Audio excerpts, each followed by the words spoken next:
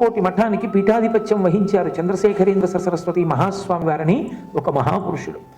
ఆయన అదృష్టమో దురదృష్టమో ఆయనకి గురువు లేరు. ఆయనకి గురువు గారు ఎందుకు లేరు అంటే ఆయన సన్యసించే సమయానికే ఆయన మీద ఉండవలసినటువంటి పీఠాధిపతులు గురువులు ఇద్దరూ శరీరాన్ని విడిచిపెట్టేశారు. ఆయన పీఠాధిపతి అయ్యారు. పాపం ఆయనకి ఏమీ తెలియదు అప్పటికి పెద్దగా విషయం. ఒక రోజున ఆయన భిక్ష చేస్తున్నారు, మధ్యాహ్నం వేళ భోజనం చేస్తూ అన్నారు, ఈ పదార్థం బాగుంది, ఏమిటిది అని అడిగారు. అడిగితే వంటవాడు అన్నాడు, అది తోటకూర పప్పు అండి అన్నాడు. ఓ చాలా బాగుంది అన్నారు ఆయన. ఆ మరునాడు కూడా తోటకూర పప్పు వేసాడు. మళ్ళీ తిన్నారు, బాగుంది అన్నారు. మళ్ళీ తోటకూర పప్పు వేసాడు. 2 రోజులు తిన్నారు.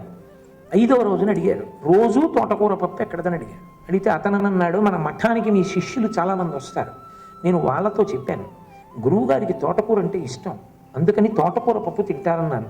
రోజు మోపులు తోటకూర వస్తుంది, దాంతో పప్పు చేస్తున్నానన్నారు. ఆయన ఏం అనలేదు అంటవాడు. అది పరిశీలన అంటే, అది శీల వైభవం అంటే.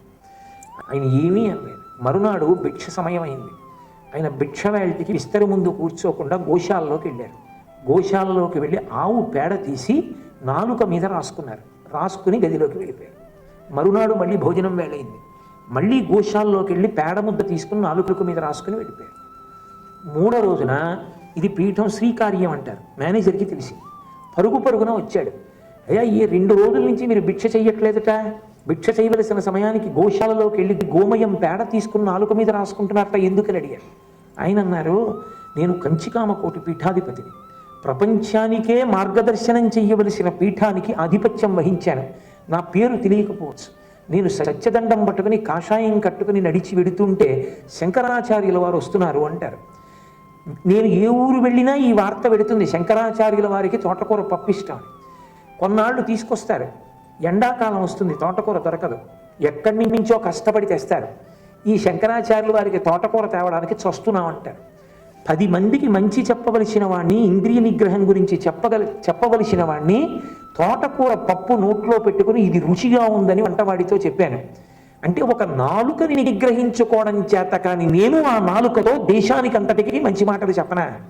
వంటవాడిది కాదు తప్పు, రుచికి లొంగిన నా నాలుకది నాది తప్పు. అందుకే ఇంకా ఎన్నడూ రుచికి లొంగడం మానితే తప్ప ఈ నాలుకతో ఇక మంచి మాటలు చెప్పకు అని నా నాలుకని గోమయంతో శుభ్రం చేసుకుంటున్నాను. శుద్ధి చేసిన తర్వాతే మళ్ళీ పదార్థం తీసుకుంటానని 3 రోజులు గోమయంతో శుద్ధి చేసి తర్వాత ఆయన ఆహారం తీసుకున్నారు.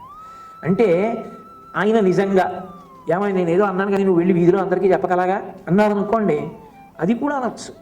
కానీ ఆయన వంటవాడిని అనలేదు. అలా వంటవాడి తప్పే ఉంది, బాగుందన్నారు కాబట్టి తోటకూర తెప్పించాడు.